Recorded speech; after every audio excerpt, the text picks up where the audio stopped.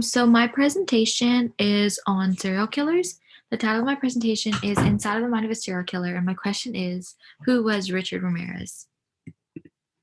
Richard Ramirez was born on February 29th, 1960 in El Paso, Texas. He died on June 7th at a medical center in Kentfield.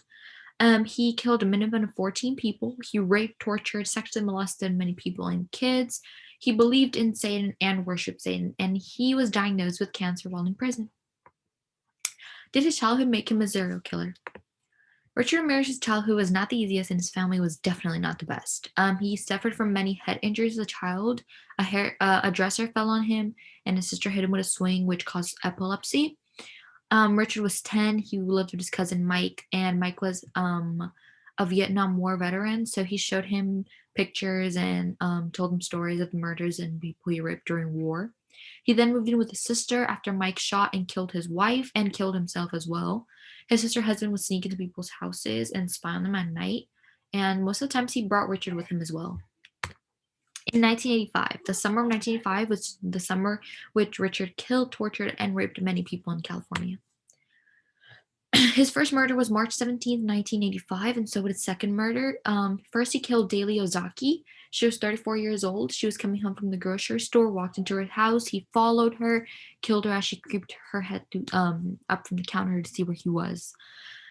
His next victim was Tasani Lumia. She was also 30 years old, lived in downtown LA. She was driving a mile away from where Daly was killed, and he killed her on the same night. He tried to steal her car. She got out. He shot her and then left with the car.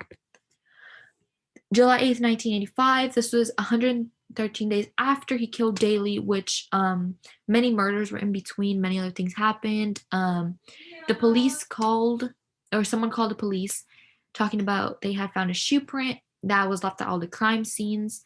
He then murdered Max and Layla. Then two other murders happened after a few days later. August 18th, he came up to San Francisco. He killed somebody up here, and he left some writing on the walls and satanic symbols on the walls as well. The investigation was very long and really tiring for everybody. The cops missed him twice on the highway and at the dentist. The dentist that he went to, the cops missed him by a day.